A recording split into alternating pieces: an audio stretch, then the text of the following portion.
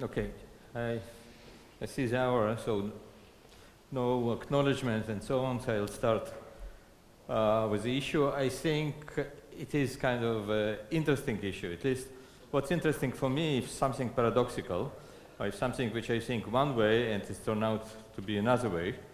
And on this topic, I think I changed my mind more often than on any other one. And I rarely change my mind, but here it happened, I think, almost like 3 times. Counterfactual communication. You see, there is Alice and Bob, and there is kind of a quantum channel between them. We need a channel. The meaning of counterfactual communication is that there are no particles going inside this channel. So maybe sometimes they go, but all these times that they are going in between them, all these events are discarded. We consider only cases when no particles go between Alice and Bob. And still, they can communicate, and in fact communicate not just classically, they can even communicate quantum mechanically. Let's look what will be in the talk. I will talk a little about history. It started with Lev Vaidman bomb, which maybe some of you heard about it. It's interaction-free measurement that there is an object in some place. There is an object which you are not supposed to touch it. If you touch it, it explodes. We're supposed to find it without exploding it. The next step for counterfactual communication is interaction-free measurement that the place is empty. And this is the first time I thought it's impossible, because I thought it cannot be done.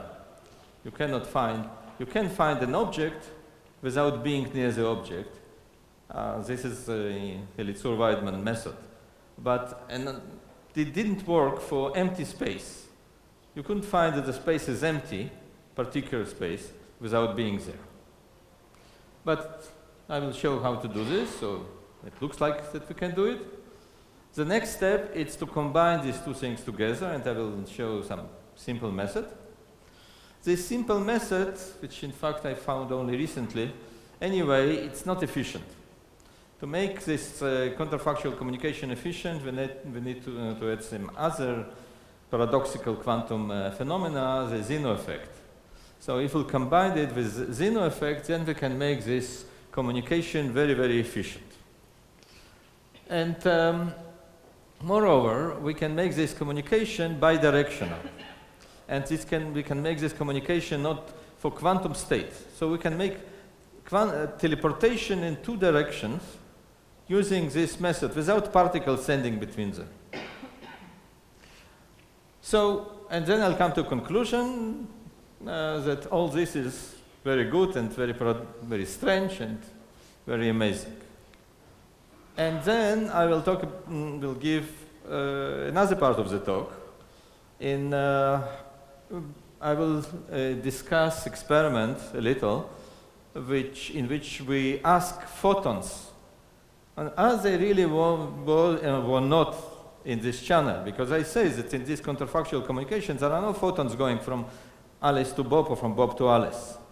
But where is the photon? It's a delicate question. Sometimes you are not supposed to ask this question. So I was trying to ask photons where they have been, and they told, no, this counterfactual is really not counterfactual. We have been in a channel between Alice and Bob.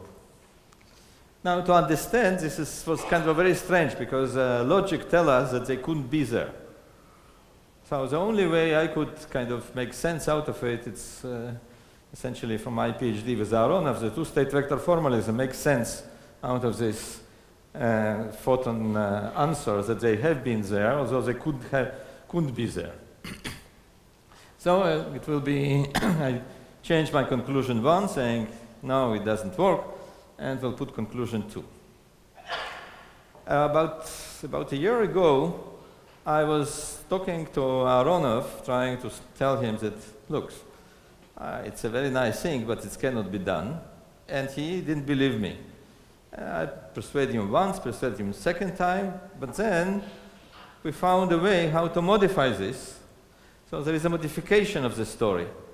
So all these things which were impossible, now I believe they are possible. So I kill the conclusion 2 and will come to conclusion 1. I hope I will be able to do it, and the dinner is still will be there. I hope. Okay, quantum communication. We have Alice, Bob, we have channels, particles go in this channel inside, and they give us the information. Or maybe just the fact that the particle goes, this is the information. Not just even the internal state of the particles.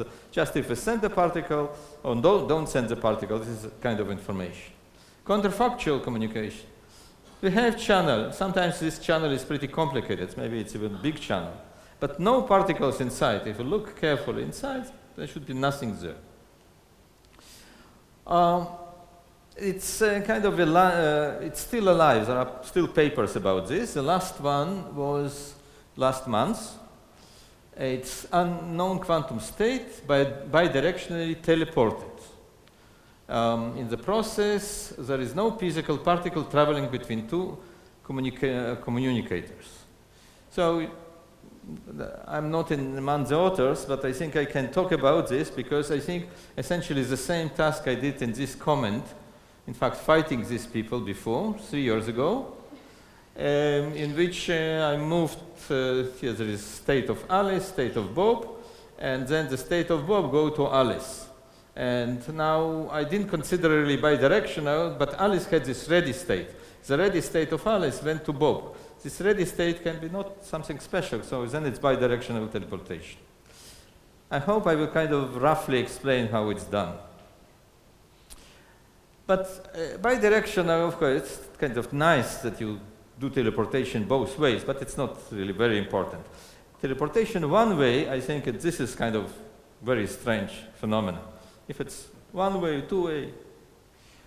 So, and the one way teleportation was done by these people, Zubairi and his collaborators. We show that a known quantum state can be transferred with neither quantum nor classical particle traveling in the transmission channel.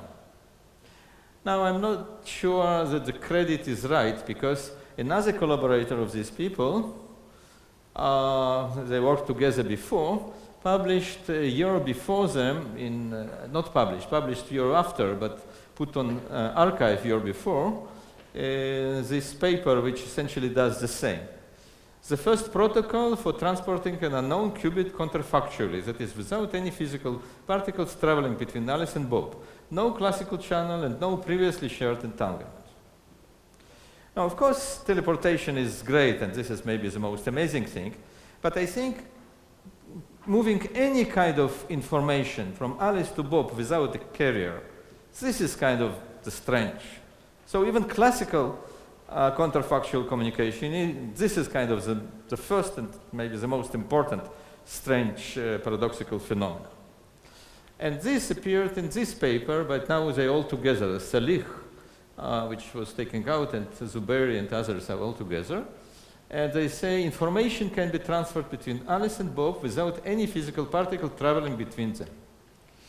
And this is kind of a more or less schematic way of the experiment. They did kind of experiment. But I also think that the credit should not go to them, because exactly the same protocol, just exactly the same protocol, but with different name, was done 7 years before by Houston and Kwiat.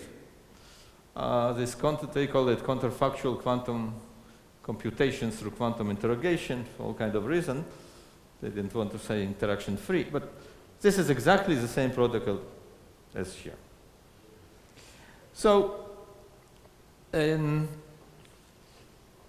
let's start with this, the first one, interaction-free measurement. Interaction-free measurement, this is just tuned Mach-Zehnder interferometer. And I want to ask if there is a bomb or whatever, something here or not. There is a shutter. I can put a shutter here or not. Now, if I don't put the shutter, this detector cannot click. Only if I put the shutter, it can click. So if I get a click, I know that I put something there. I also know that my photon was not here, because if it would be here, it would never come here. It would be absorbed here. So this is just the whole story of interaction-free measurement. Very simple. And it is kind of communication, because I can ask Bob to put or not to put. If he puts this object here, and then Alice, this is on this side, can get this click, and she knows that he put this object here. And this is between Alice and Bob, transmission channel, nothing was there. If it would be there, it would end up with Bob, it never come here. Okay, so this is interaction-free measurement and transmission of bit 1. Now how we transmit a bit 0. What's a bit 0? That the place is empty. We need to make some interferometer which is slightly more complicated. It's nested interferometer. One part, it's exactly as before, just tuned Mach-Zehnder interferometer. But it's part of the big interferometer. Now it doesn't work because nothing goes here, so it doesn't work. But if we block this, then there is a leakage here, and we should arrange it in such a way that there is a destructive interference towards this detector when this is blocked. When we blocked, we can calculate exactly what's going on here, and we arrange that this one is silent when the block is here. Now, if we know the block might be there or might not be there, the only way to get a click here is only when it's empty. Now, if we get click here, we know it's empty. Moreover, we know that the photon, our photon, was not here, because if it would be here or anywhere in this inner interferometer, it would never be able to come here. So this interaction-free measurement of an absence of an object, or if we can consider this as kind of a Bob side, so no object, it's 0 bit. Bit 0 transferred in this way. Now, okay, we know how to transmit bit 1, bit 0, but these are different devices. So it's not, doesn't work. We need one device which will be able to transmit both 0 and 1. So a little more complicated interferometer. And again, here it's tuned interferometer, nothing going here. Now this is also kind of tuned interferometer that nothing goes to towards this detector. But this detector can click. But this one cannot, because there is it's a range, destructive interference here. Now, if we block this, there is some leakage, and now here it will be destructive, and here will be constructive. So if we know this click, we know it's bit 1. This click, we know it's bit 0. In both cases, it's interaction-free, because no particle was here. If it would be here, it would end up here, never click here. If we don't put it's here, but it's also, it couldn't be here. If it would be here, it would end up here. It would never come here. It works. It's conceptually doesn't make mistakes, but sometimes it doesn't work. In fact, 80% of photons are lost. So this is not very efficient. The efficient was done before by all these people.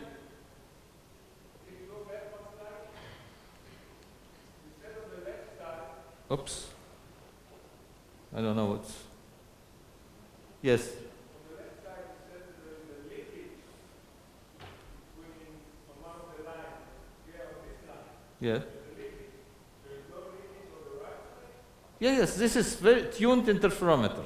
And when I don't disturb it, so nothing go here. Leakage, I mean not leakage. It leakage, when I break the interferometer, one pass is closed, so there is a kind of, here it's really 1-1. One half of the beam goes here. And here, this 0 goes here. This is tuned 50-50 interferometer. Okay, I will not finish in time. You are welcome to come to me, and I will discuss it later. The efficient interferometer counterfactual communication is this big chain with another, there is a big chain, there is a very tiny probability of leakage here. All these beam splitters are very reflective. But if it would be kind of an interferometer, in the end it will come here. Slowly it will come here. But if I put another chain, which is kind of empty one, it's essentially the photon come here, I measure if it's went here, went here, went here. So it's zero. Zero tells me that I will never find which one, where it's leaked, here or here. So it will stay on the left side, and then it will come here. If I put a block here, now all these chains, it will never come to the right side of the chain, because the absorption will tell me where it comes. So it will stay on the left, and in the end, as I say, it will click here. So this is bit 0, this is bit 1, it works with probability close to 1, and tell us what's the story. And this is this story, or essentially this story by Kviat. Now, let me briefly show how to use this story to make, I think, unfortunately, how to make this story to make teleportation in 2 ways. We start with photon here, a ready state for Alice. I consider Bob's shutter as a quantum state, can be here inside or outside. Outside it's 0. And we get Alice's photon state here or here. This is 1, this is 0. So the transformation is really, if we put shutter here, it's end up the Alice get 1, and if 0, the Alice gets 0 in the end. Now, I can consider quantum mechanically. Let's put this shutter as a quantum object in superposition. Linearity, so what I will get is this. This is not what I want. I want to teleport, I want to take a quantum state of Bob to Alice. Now what I'll get is entanglement between Alice and Bob. This is not what I'm interested in. But I did it in counterfactual way, and all this process can go forward, can go backward. And now I look on the right side. Right side is symmetric between Alice and Bob. 1, 1, 0, 0. Of course, hardware is not symmetric, but I can make it, I can change it. So if now I will change Alice and Bob, the role of Alice and the role of Bob, and put everything back, then essentially I will return to this, but instead of ready Alice, it will be ready Bob, and Psi Bob, it will be Psi Alice. So this is what will happen. And this is teleportation, because we had this state. We start with the state of Bob, now it is with Alice. And the ready state of Alice now with Bob, but the ready state may be also kind of quantum state, so we have bidirectional teleportation. Now there are all kinds of experiments. Kviat made some experiments, this guy's experiments, there were some more experiments. This of this and this kind of, no, not maybe on the quantum, even on a quantum, but on a classical counterfactual communication. This Chinese famous team also made counterfactual communication experiment. So things looks great, and I can write conclusion 1. We can transfer a message or even a quantum state without particles being present in the transmission channel. It's not so big interferometer. This big interferometer which I draw is just this, because essentially photons go back and forth, back and forth. So we don't need it. It's feasible. It has been done. It is not better than standard teleportation. In some, it's more paradoxical, because you teleport things without carriers. It's really paradoxical. But I would not say it's better, because it takes a lot of time. In teleportation, you do it once. Here, to make this an efficient one, you have to go back and forth, many, many times. You want better efficiency, but more times. So you have to wait until all this back and forth. So teleportation kind of, but still, amazing thing. Quantum teleportation without anything.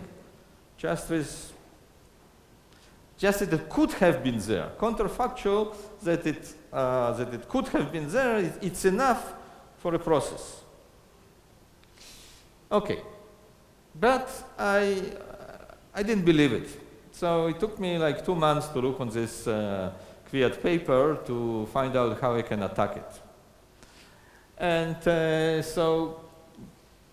then I found how I can attack it, but I couldn't publish it until finally I made an experiment showing that it's really this one. So this thing is problematic. I want to say, it's very strange how it can be problematic. If I get a click here, the photon could be here, because if it would be here, it would never come here. So I think it's very robust statement. How one can attack it? But where is the quantum particle? It's not clear. So the best way to ask where is the quantum particle. How you ask quantum particle where they have been? For me, the photon was where it left a weak trace.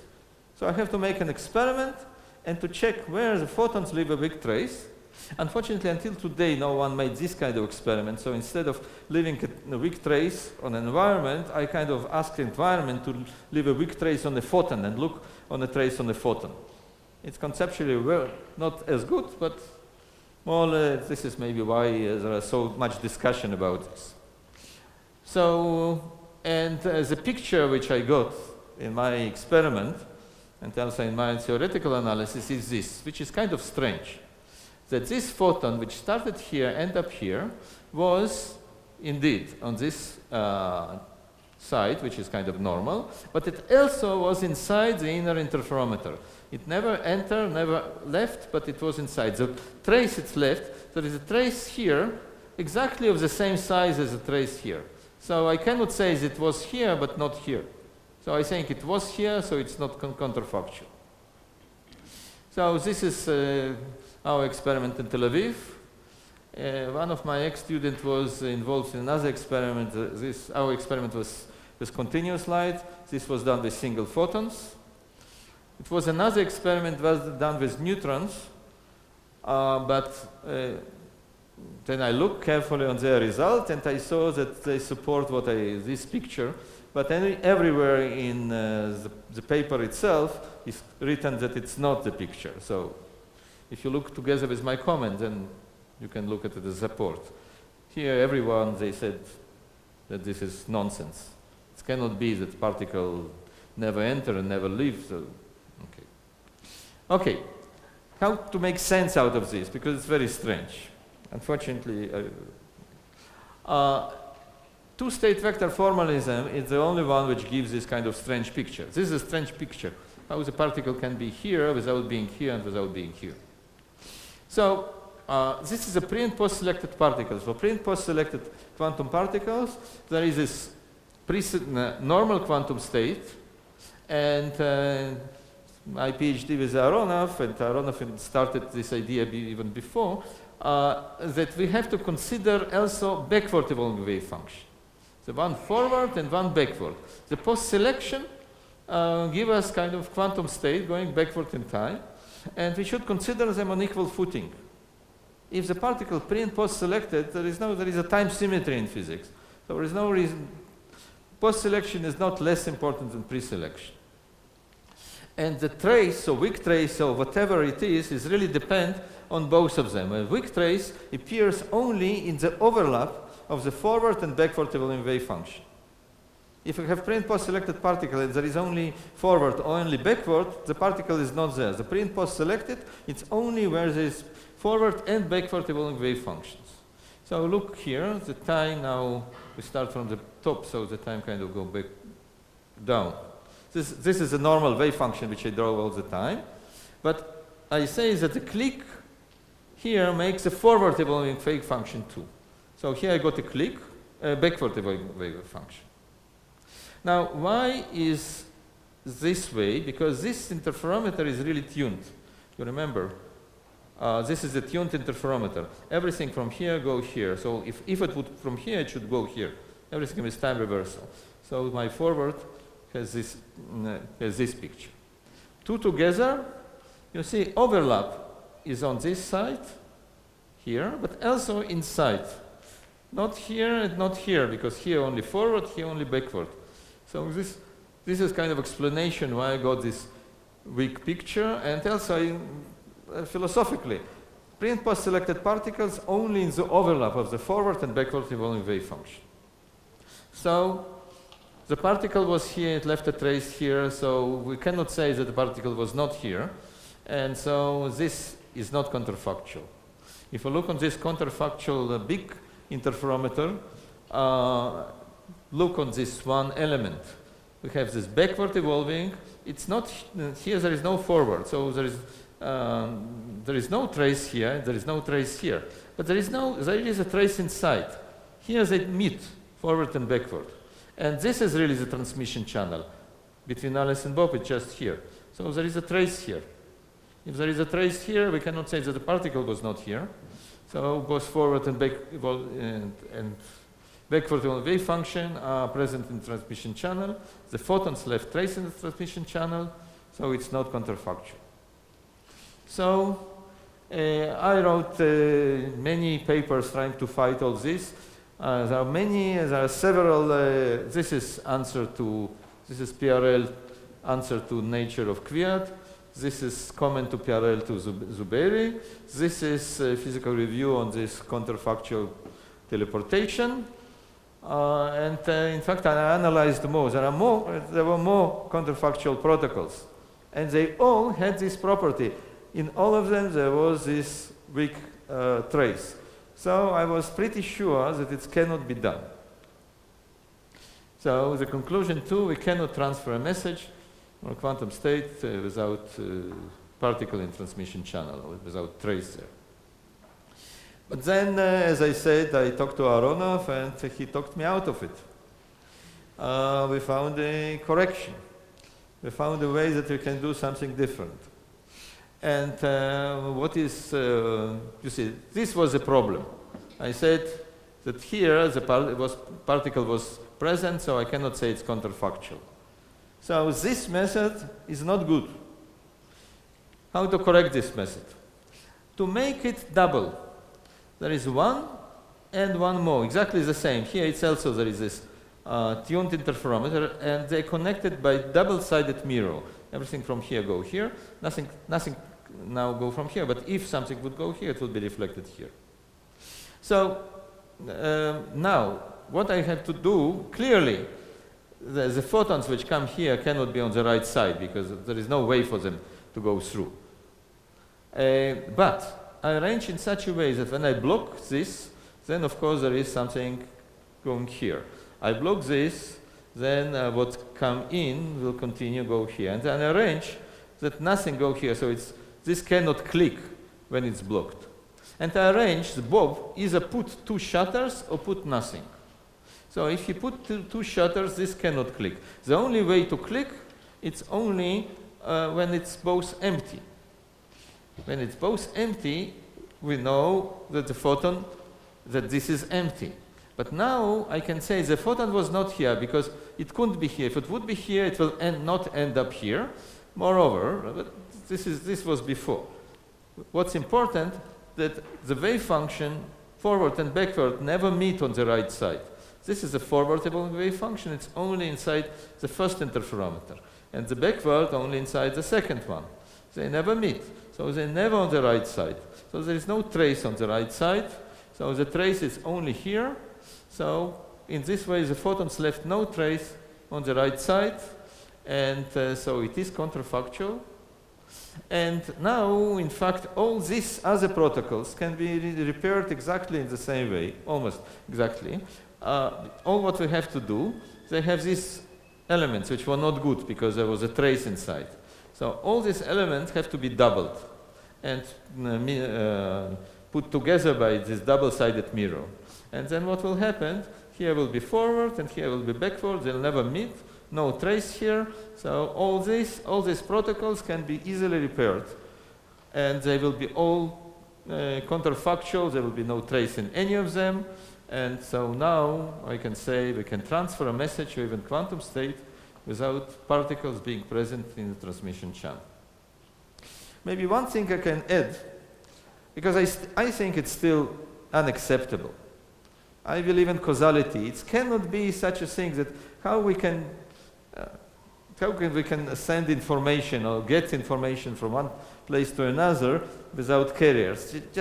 This is against the whole idea of physics. Physics looks for causal explanation, and this is not like this. So the only way, my way at least to understand it, that physics explain everything And the only reasonable interpretation of quantum mechanics is the many-word interpretation, which answers this paradox very easily. Our intuition is for physics. Physics is for all words together. So when we look on all words together, the particle were in transmission channel. Not in our world, in parallel world. So it's kind of interesting, it's kind of a clever method how in this world we make communication between Alice and Bob without any particles. But where the particles are really going between us, but in some parallel world. And maybe one more sentence.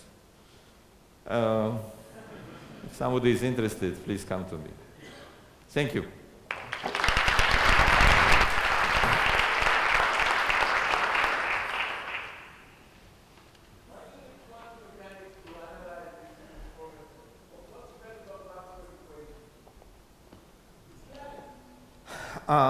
There is no problem. It's again, if you look on this kind of experiment, even in the end, as I said, unfortunately, asking photons where they have been, I ask photons. I would like to ask the environment. But when the photon goes, it kicks slightly a mirror. And then I would like to look on a mirror and to see how it's kicked in both places. And this will be quantum experiment which cannot be explained, which cannot be explained by Maxwell equation. Now, about this counterfactual, it's important that I have a single photon source. And all these things I say that Alice starts with single photon source. Maxwell equation doesn't have this concept. It's single particle. Might be the experiment have been done with Newton, as they say. Usually people don't say that neutrons are explained by Maxwell equation. So the first, for weak measurement, for asking photons, the experiment is, I'm waiting. Steinberg made the first experiment with external devices, but not of this type.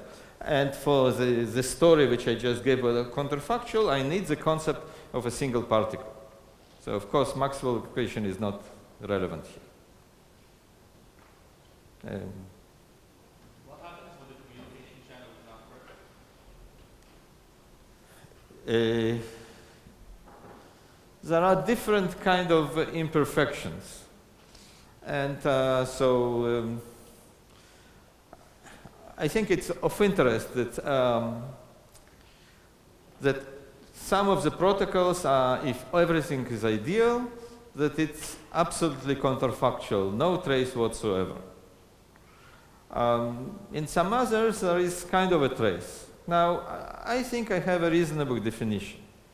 I say the following: I consider my channel, I send the particles there, I put a single photon source, a single photon detector, and send my clearly single photon. I look how much trace I left.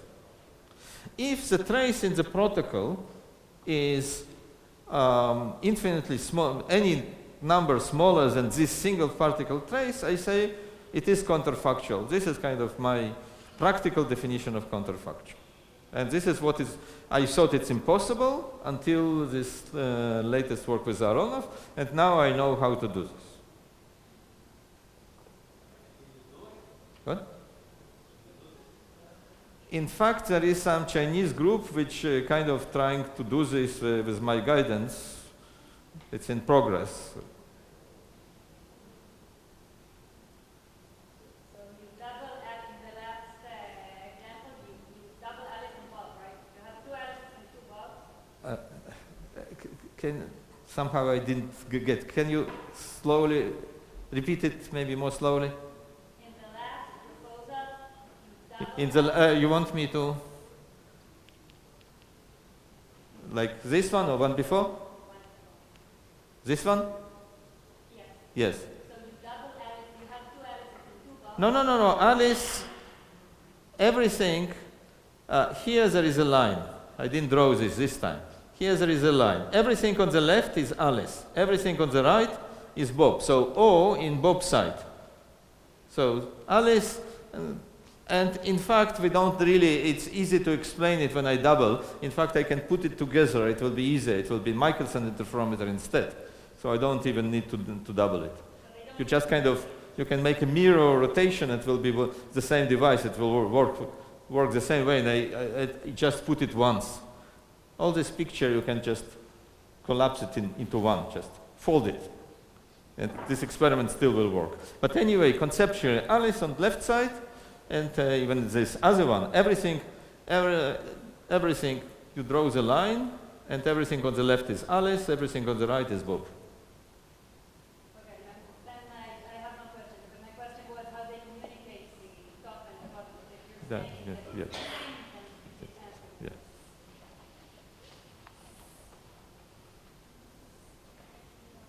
Yeah, there is one there. Regarding the weak measurement, so you claim that there will be no possible weak measurement that could detect the presence of the photon over a spot,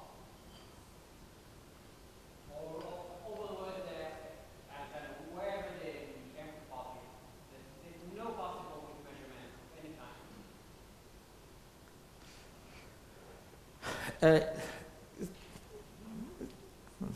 Sometimes it's maybe if I go here. The claim is, I claim that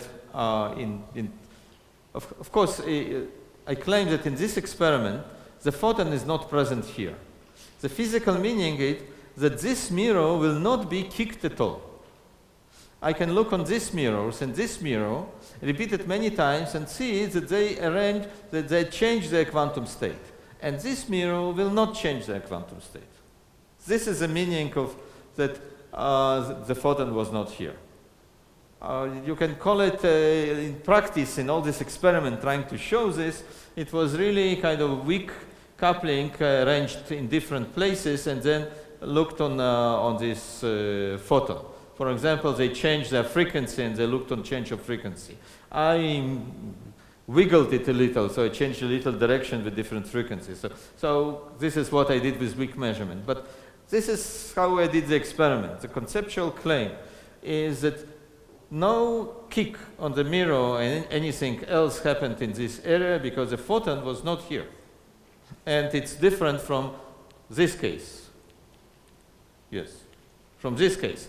This case, although classically you say photon could not be here because it cannot come here if it would be here. But if you look on quantum calculation or really on measurement, you will see that this mirror was kicked exactly as this mirror. Even kind of naively, you're saying this should be kicked and this should not. And for next, these mirrors are not kicked.